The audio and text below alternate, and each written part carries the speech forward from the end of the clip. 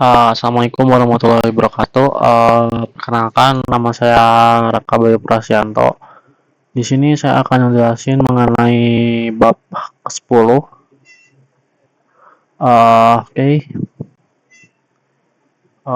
Kita di sini dalam kesempatan ini kita akan membahas topik yang cukup penting, khususnya dalam dunia teknologi informasi, yaitu kualitas dan integrasi data.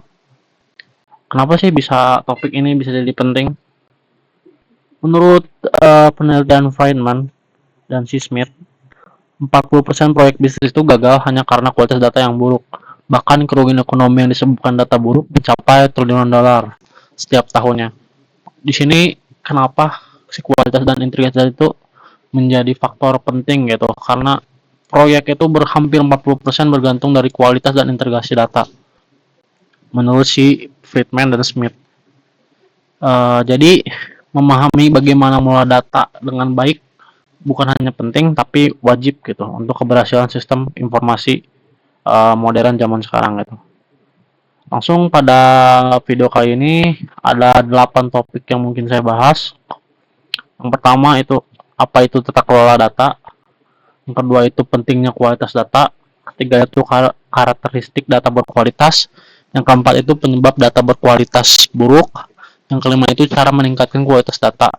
Lalu yang keenam itu apa itu manajemen data master atau MDM.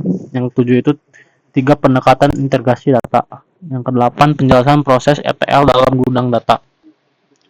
Oke, langsung aja kita masuk ke apa itu sih tata kelola data atau data governance data government mau pemerintah. Oke.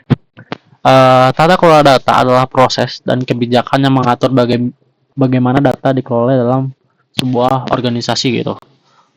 Program data ini dikelola data mencakup data ini dikelola dan mencakup pertama ada dukungan dari manajemen puncak, kedua ada data steward di setiap unit bisnis, ketiga ada komite tata kelola data, keempat ada standarisasi kebijakan hingga keamanan data. Tujuan utamanya adalah sebagai untuk transparansi, kualitas dan konsistensi data di seluruh organisasi gitu. Jadi seorang data steward itu harus memiliki tanggung jawab yang memastikan bahwa data yang digunakan organisasi benar, akurat, dan tepat. Ini ada nama jobnya, data steward. Lalu di bagian kedua, poin kedua itu adalah kenapa sih kualitas data ini bisa penting? Ada pepatah lama di dunia teknologi informasi bilang gerbet in, gerbet out. Gerbet in, gerbet out. Atau artinya jika data yang masuk buruk, maka hasilnya akan buruk juga ya. Kualitas data yang buruk bisa menyebabkan 1. Pengambilan keputusan yang salah, 2. Pemborosan biaya, ketiga risiko hukum dan regulasi, keempat penurunan kepercayaan pada data. Bahkan sebuah bank bisa rugi ratusan ribu dolar hanya karena data pelanggan duplikat atau alamat yang salah. Ini kan makanya untuk kerja bank tuh gajinya gede, resikonya juga gede. Soalnya ada sedikit ada data yang salah itu bisa ngerugiin bank sangat besar kali gitu. Entah dia bisa kena kasus hukum, bisa kena pemborosan biaya atau penurunan kepercayaan, itu kan faktornya banyak banget gitu.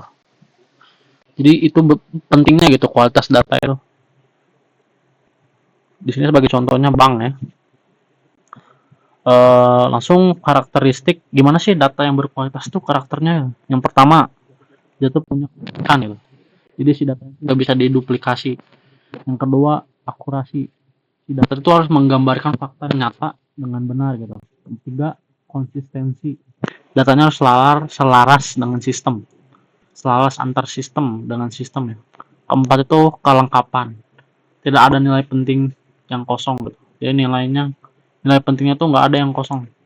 Langsung ada ketepatan waktu tersedia saat dibutuhkan. Makanya banyak data itu banyak perusahaan itu mengelola data itu dengan server gitu. Ada server backupnya gitu. Jadi selalu ada gitu. Setiap server ini mati, server itu bisa nyala gitu. Jadi selalu bergantian lah kalau ada error atau apa gitu. Jadi si data itu bakal selalu ada saat dibutuhkan. Yang keenam itu adalah mata uang atau data itu harus up to date. Lalu yang ketujuh adalah kesesuaian, putih format standar. Yang kedelapan itu integritas referensial. Hubungan antar data itu harus valid. Jadi jika salah satu karakteristik rusak, kualitas data itu bisa bermasalah. Lalu apa sih yang menyebabkan data buruk?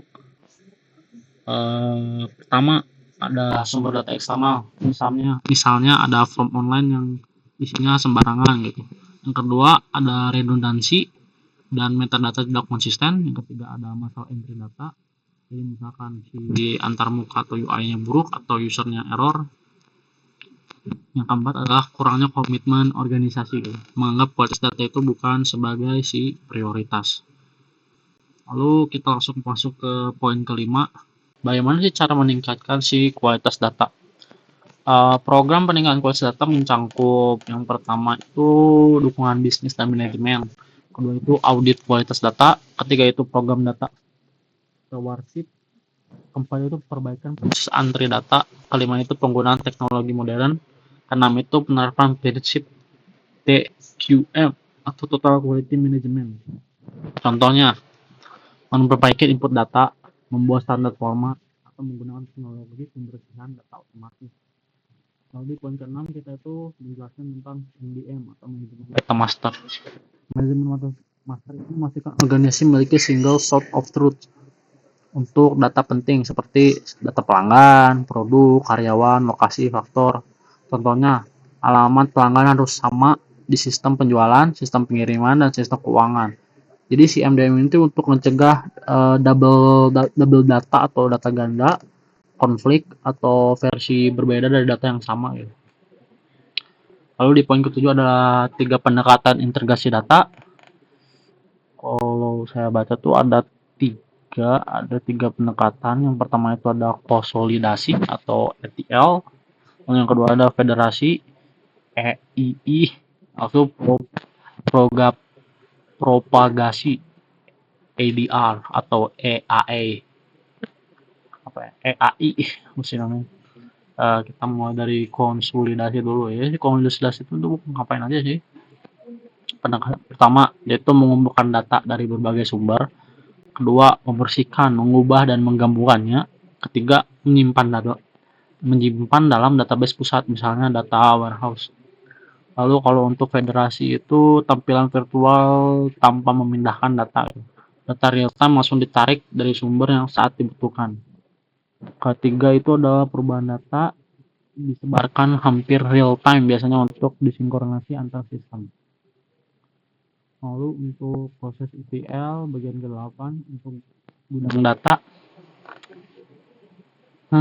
ETL tuh terdiri dari 4 enggak salah.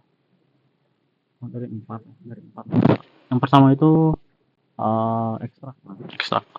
Di situ teh bakal mengambil data dari sumber, ada 2 jenis, ada ekstrak yang statis, ada yang ekstrak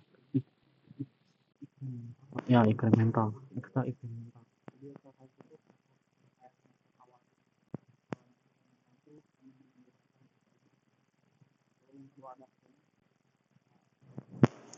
Jadi si clean atau pembersihan ini atau data scrubbing ini memperbaiki masalah seperti ada yang namanya salah eja, ada duplikasi, alamat tidak valid, format data atau ada yang kosong.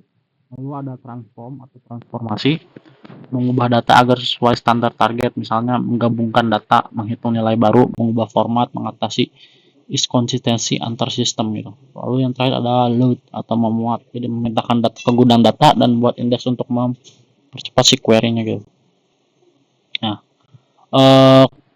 kualitas dan integrasi data adalah seperti yang kita tahu adalah fondasi yang penting gitu dalam sistem informasi modern gitu. Jadi tanpa si kualitas data yang baik itu semua aplikasi seberapa canggih pun gitu akan gagal memberikan hasil yang akurat gitu. Jadi penting banget si integrasi data ini deh dengan menerapkan si tata kelola data gitu dan program kualitas data yang tadi disebutkan di atas. Organisasi atau perusahaan itu dapat ngebangun data yang benar-benar dipercaya dan mendukung pengembangan keputusan yang lebih baik gitu. Jadi di balik data yang baik adalah pengguna yang puas. Ya, pokoknya gitulah. Ya, sekian dari saya gitu. Terima kasih sudah menonton videonya. Bye bye.